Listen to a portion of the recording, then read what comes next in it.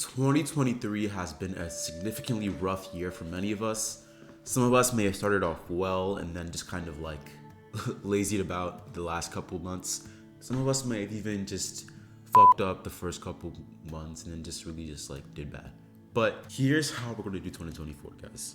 Taking control of your life in 2024 can be achieved by one simple thing I'm going to be going over extensively in this video, and that is taking accountability. Taking accountability of your actions, from my experience, it just solves like 80% of your problems because it's just such a fundamental thing that many of us tend to just look over or gloss over because we don't see it as important in our lives. But simply taking accountability of your actions is the first step to solve your problems, because think about it. You can't solve problems you don't acknowledge. So acknowledging that you are actually having shortcomings and putting your ego aside sets you up for leveraging your life in the long term. So many of us fail to take accountability of our actions in our lives, and we just blame it on some kind of system, like the system's against me and there's some kind of patriarchy that's against me. And we know that's simply not true because, come on, we're just trying to avert our shortcomings on someone else. So you're probably asking me now, how do I go about actually taking accountability? This is the subtopic that I've glossed over kind of a little bit in my previous videos. So it was titled How Ego Ruins Your Life, and I went over it a little bit, but in this video I'm going to be going over it extensively. So let's just get straight into this. So the first thing I want you guys to kind of look over is stop playing the victim card.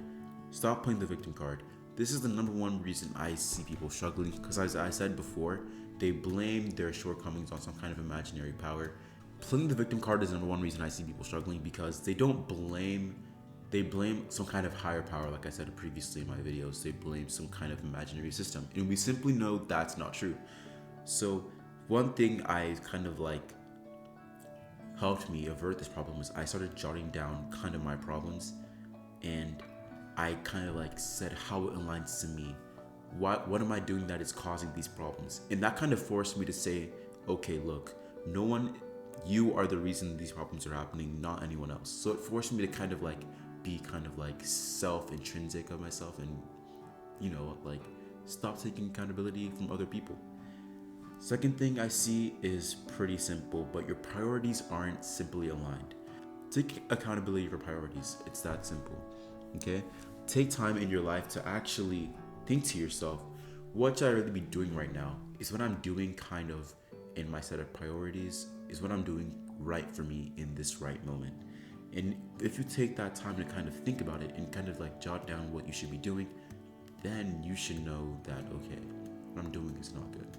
Or what I'm doing is a waste of my time and I can be doing better activities. So those are simply two things that I've kind of learned from myself, like how it's done it.